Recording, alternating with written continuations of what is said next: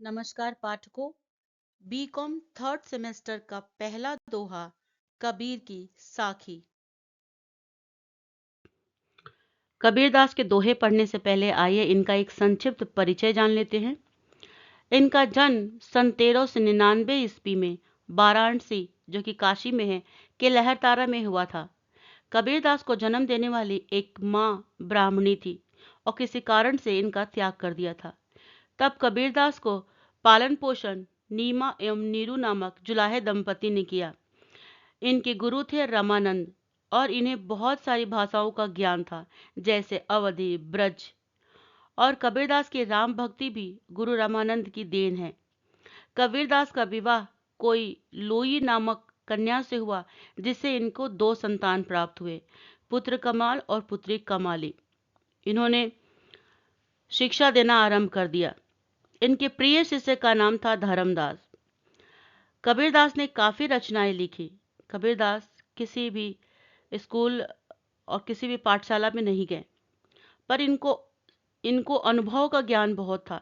इन्होंने बहुत सारे दोहों की रचनाएं की, जो इनके प्रिय गुरु धर्मदास ने उनको पंक्तिबद्ध करके लिखकर बीजक नामक ग्रंथ में डाला। और अंत में सन 1518 ईस्वी में उत्तर प्रदेश के मगहर नामक स्थान पर कबीरदास की मृत्यु मानी जाती है। ये एक 15वीं सदी के रहस्यवादी और भारतीय कवि संत थे। हिंदी साहित्य के भक्ति काल के निर्गुण शाखा के ज्ञान मार्गी उप शाखा के महानतम कवि माने जाते हैं। इनकी रचनाओं ने हिंदी प्रदेश के भक्ति आंदोलन को गहरे स्तर तक प्रभावित किया। उनकी रचनाएं सिखों आदि के ग्रंथों में भी सम्मिलित की गई है। वे एक सर्वोच्च ईश्वर में विश्वास रखते थे। उन्होंने समाज में फैली कुरीतियों, कर्मकांड, अंधविश्वास की निंदा की है और सामाजिक बुराइयों की कड़ी आलोचना की। उनके जीवन काल के दौरान हिंदू और मुसलमान दोनों ने उनका अनुसरण किया। कबीर पंथ नामक संप्रदाय इनकी शिक्षाओं के अनुयायी हैं। हजारी प्रसाद द्विवेदी ने इन्हें मस्त मौला कहा है। इनका जन्म 1399, इनकी मौत 1519 उत्तर प्रदेश भारत में हुआ। उपनाम था इनका कबीर परमेश्वर, कबीर साहिब। कबीरदास की रचनाएं 3 भागों में विभक्त है, साखी, सबद और रामायणी, जो बीजक नामक ग्रंथ में संकलित है। कबीर की भाषा को प्रायः खिचड़ी भाषा या साधुकड़ी भाषा भी कही जाती है, जिसमें ब्रज, अवधी, राजस्थानी, अरबी, फारसी आदि के शब्द पाए जाते हैं। और इनके प्रमुख शिष्य धर्मदास जी ने इस बीजक का संग्रह किया था। इन दोहों का एक संक्षिप्त परिचय जानते हैं। कबीर लोगों से कहते हैं कि हमें सिर्फ भगवान का नाम स्मरण करना चाहिए, क्योंकि नाम स्मरण ही जीवन का सार है। परमात्मा के अलावा भौतिक जगत में कुछ भी सच्चाई नहीं है, सब झूठ है, क्योंकि सब नश्वर है, नष्ट होने वाला है। इसीलिए हमें इस नश्वर शरीर से ज्यादा मोह भी नहीं रखना चाहिए। साथ ही कहते हैं कि भगवान तो हमारे अंदर ही मौजूद है। हमें इस दुनिया से जाने से पहले भगवान के प्रेम भक्ति रूपी धन को बटोर लेना चाहिए। छात्रों, दोहों का अर्थ जानने से पहले मैं आपको बता दूं कि मैंने ये वीडियो इस प्रकार तैयार किया है कि चाहे एग्जाम में कोई भी पंक्ति व्याख्या के तौर पर आ जाए, आप अच्छी तरह लिख पाएंगे। इसीलिए इसमें आपको ये दोहों का अर्थ भी हो जाएगा और व्याख्या के तौर पर भी आपकी तैयारी हो जाएगी। आइए देखते हैं पहला दोहा। कबीर सुमिरन सार है और सकल जंजाल, आदि अंत सब सोधिदा, दूजा देखी काल। संकेत पहले भी बता चुकी हूं आपको। संकेत जो है, पहला और दूसरा वर्ड और फिर लास्ट 2 वर्ड, बीच में डैश डालना है। इससे पता चलता है कि आप कौन से वाले व्याख्या को लिख रहे हैं। प्रसंग, इसमें आपको अपने पाठ पुस्तक का नाम, पाठ का नाम और कवि या लेखक जो भी है उसका नाम। संदर्भ, संदर्भ किसने किससे कहा, या किसके बारे में लेखक या कोई कैरेक्टर कह रहा है। तो इसमें कवि जो है पाठकों को सत्संग में कह रहे हैं। व्याख्या, प्रस्तुत दोहे में कबीर कहते हैं कि नाम स्मरण ही जीवन का सार है। इसके अलावा सब कुछ झंझट ही है। मैंने आदि से अंत तक अर्थात समस्त साधनाओं को देख लिया है। नाम स्मरण के अतिरिक्त सब कुछ विनाश की ओर ले जाता है। नाम स्मरण किसका? यानी कि भगवान का नाम। अर्थात इस संसार रूपी जीवन मरण के जाल से अगर मुक्त होना है तो सिर्फ भगवान का स्मरण करना चाहिए, भगवान का ही नाम जपना चाहिए। विशेषता, हमें एक ही भगवान का नाम स्मरण करना चाहिए।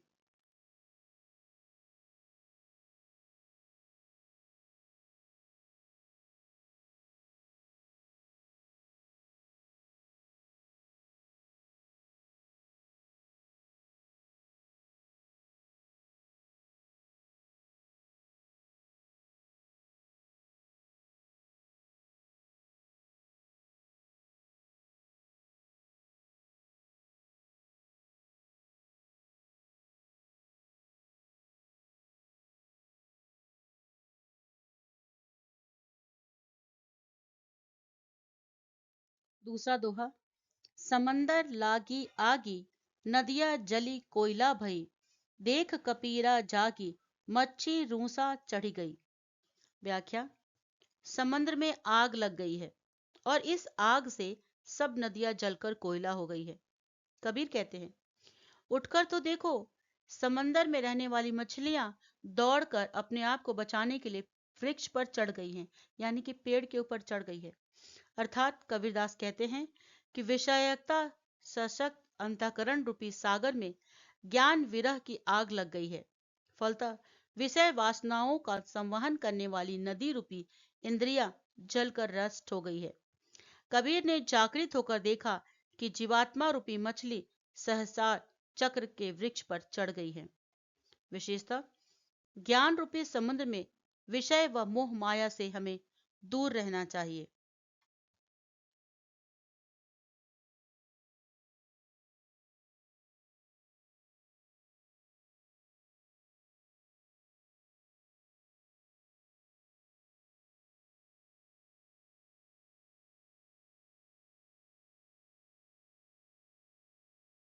तीसरा दोहा, यह ऐसा संसार है जैसा सेवण फूल, दिन दशे के व्यवहार को झूठे रंगीन न भूली।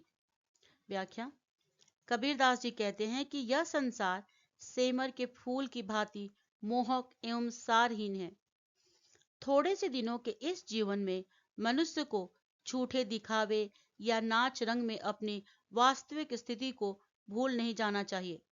इस प्रकार के प्रलोभन और क्षणिक सुंदरता में स्वयं को मत भूलो। सकारात्मक सोच से जीवन को सार्थक बनाते रहने का प्रयास करते रहो, प्रयत्न करते रहो। विशेषता, हमें हमेशा सकारात्मक सोच रखनी चाहिए।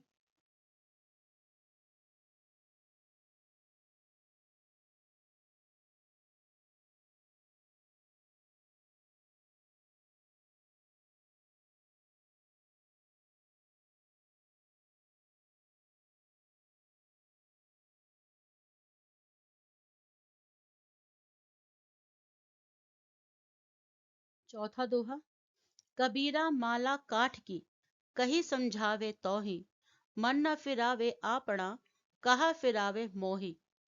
व्याख्या, कबीरदास जी इन पंक्तियों में कहते हैं कि काठ की माला घुमाते रहने वाले व्यक्ति से स्वयं काठ की माला कहती है कि तू मुझको क्यों घुमा रहा है?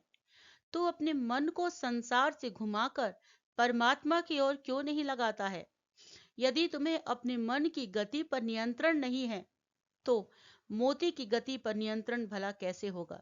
अर्थात हमें अपने मन पर नियंत्रण करने आना चाहिए और मन पर नियंत्रण रखना चाहिए।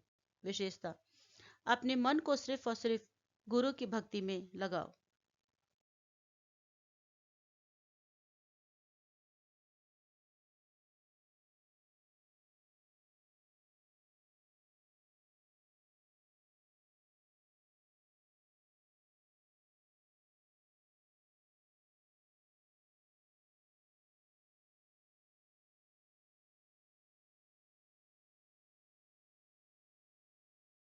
5वां दोहा, स्वार्थ को सब कोई सखा, जग सगला ही जाने, बिन स्वार्थ आदर करे, सो हरि की प्रीत पिछाणे। संसारिक प्राणियों की यह रीति है कि स्वार्थ के समय सब अपने सगे बन जाते हैं।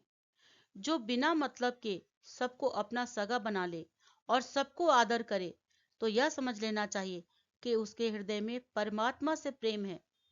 अर्थात भरी के भक्त ही पहचान यह है कि वह सबको अपना प्रिय समझता है और सबको आदर करता है। ऐसा नहीं कि सिर्फ अपनी मतलब से ही लोगों को पहचाने और आपका सगा बनने का प्रयास करे। विशेषता, सच्चे भक्त की पहचान है कि वह सबको अपना प्रिय समझता है और सबको आदर करता है।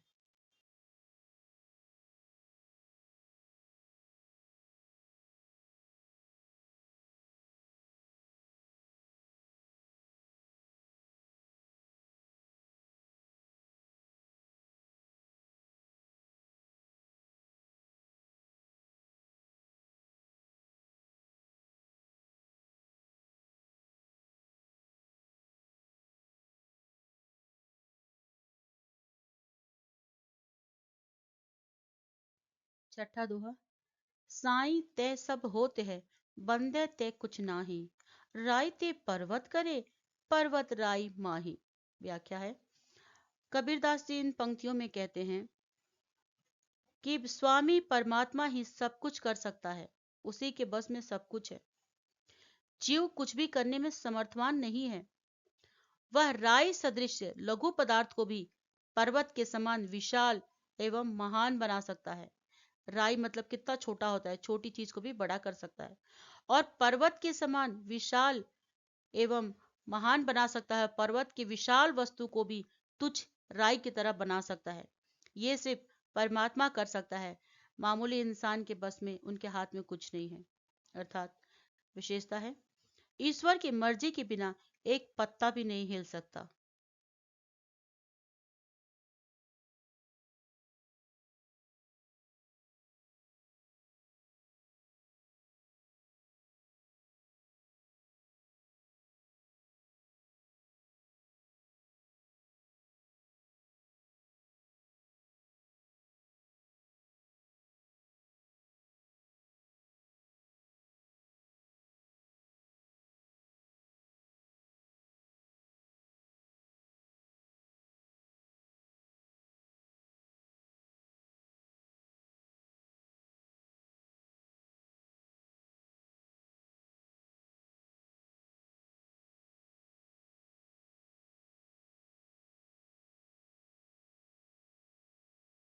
7वां दोहा। आछे दिन पाछे गए, हरी सौ किया न होत, अब बचताई होत का, चिड़िया चुग गई खेत। व्याख्या, कबीरदास जी कहते हैं कि मनुष्य के अच्छे सुख के दिन बीत जाते हैं, लेकिन वह ईश्वर के प्रति प्रेम नहीं करता, उन्हें याद नहीं करता, उनका स्मरण नहीं करता। किंतु दुख आने से, अवसर बीत जाने पर वो दुखी होता है और पश्चाताप करता है। अतः कवि कहते हैं कि अब पश्चाताप करने का क्या फायदा, कोई लाभ नहीं है, जब चिड़िया ने खेत चुग लिया। अर्थात अवसर बीत जाने पर पश्चाताप करना व्यर्थ है। विशेषता, हमें सिर्फ दुख में नहीं, सुख में भी भगवान को याद करते रहना चाहिए, उनके नाम का स्मरण करते रहना चाहिए।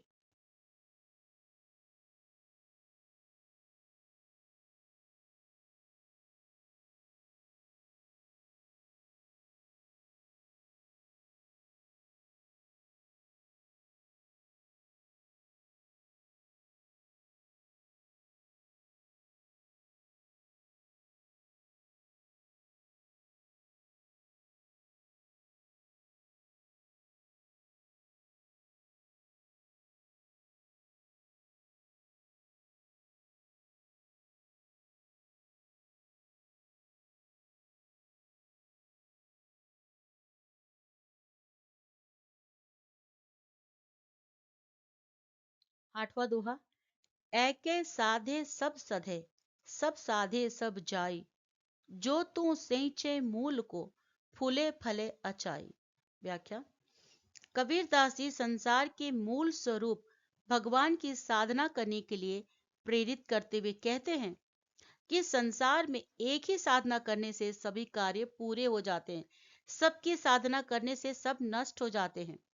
वास्तव में यदि मनुष्य संसार के मूल स्वरूपी भगवान, यानी कि मूल यानी कि जड़ भगवान की आराधना करता है, तो उसकी संतुष्टि पूर्ण हो जाती है, अथवा उसके फल से वह पूर्ण तृप्त हो सकता है। विशेषता, जिस तरह एक पेड़ को हरा भरा बनाने के लिए सिर्फ उसके जड़ में पानी देना ही पर्याप्त होता है, इसी प्रकार सिर्फ एक भगवान की आराधना करने से सब कुछ पा सकते हैं।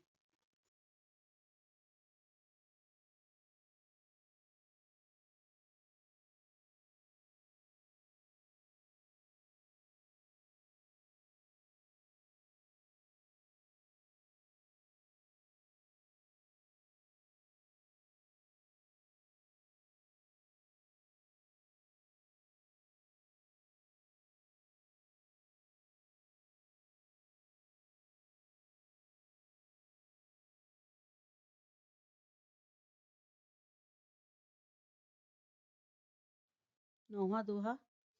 करो बहिया बल आपने, छाड़ी पराई आस, जाके आंगन है नदी, सो कत मरत प्यास। इन पंक्तियों में कबीरदास जी कहते हैं कि ईश्वर की व्यापकता बताते हुए कर्म करने की शिक्षा देते हैं कि दूसरे की आशा छोड़कर मनुष्य को अपने बाहुबल पर भरोसा करना चाहिए, क्योंकि जिसके आंगन में नदी है वो प्यासा कैसे रह सकता है, अर्थात नहीं रह सकता। मनुष्य के हृदय में स्वयं ईश्वर का वास होता है। यदि वह प्रयत्न करे तो कभी भी दुखी और असंतुष्ट नहीं रह सकता। विशेषता, हमें दूसरे के भरोसे नहीं अपने भरोसे पर काम करना चाहिए, क्योंकि ईश्वर का वास तो हमारे अंदर ही है। ईश्वर तो हमारे अंदर ही विद्यमान है।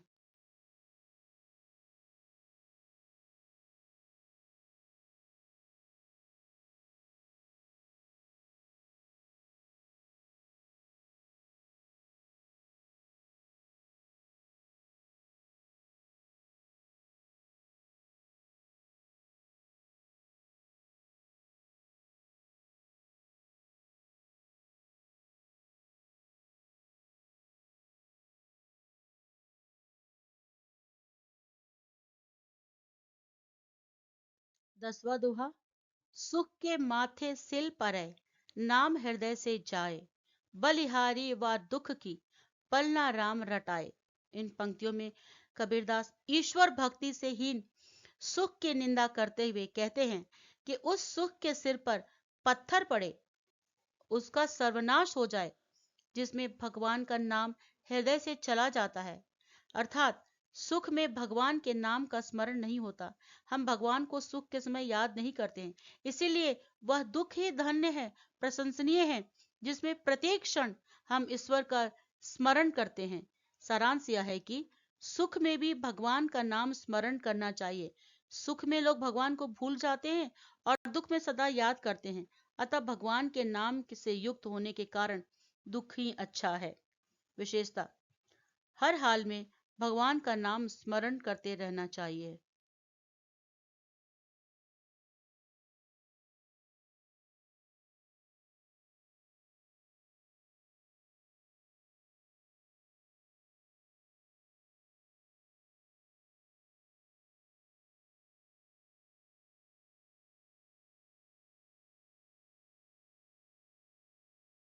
11वां दोहा। कबीरा गर्व न कीजिए, काल गहे कर केस, ना जानो कित मारी है, क्या घर क्या परदेश। कबीर कहते हैं कि हे मनुष्य, तू अपने जीवन पर क्यों गर्व करता है? तेरे सिर के बाल तो सदैव काल के हाथ में रहते हैं। वह जब चाहे उठाकर पटक लगा सकता है। पता नहीं तेरी मौत देश में हो अथवा दूर परदेश में हो जाए, अर्थात पता नहीं इस शरीर का जीवन लीला कब समाप्त हो जाए और हमें भगवत धाम को जाना पड़े। विशेषता, समय रहते हमें भगवान के साथ सानिध्य बना लेना चाहिए। 12वां दोहा। रात गंवाई सोई करी, दिवस गंवाए खाए, हीरा जन्म अनमोल था, कौड़ी बदले जाए। मनुष्य को कहते हैं कि रात सोकर बिता देता है और दिन खाने में पीने में व्यस्त कर देता है। इस प्रकार उसका हीरे के समान अमूल्य जन्म कौड़ी के बदले बिकता है। सारांश यह है कि मनुष्य स्वार्थ के कामों में फंसकर ईश्वर का भजन नहीं करता, उनकी भक्ति नहीं करता, उनका नाम स्मरण नहीं करता और अपने समूल अमूल्य मानव जीवन को नष्ट कर देता है। अर्थात अपने मनुष्य जीवन के महत्व को समझकर उचित कार्य कर लेना चाहिए। विशेषता, हमें सांसारिक मोह माया से बचना चाहिए। 13वां दोहा। आज कहे कल भजूंगा, काल कहे फिर काल, आज काल के करत ही अवसर जासी चाल। व्याख्या।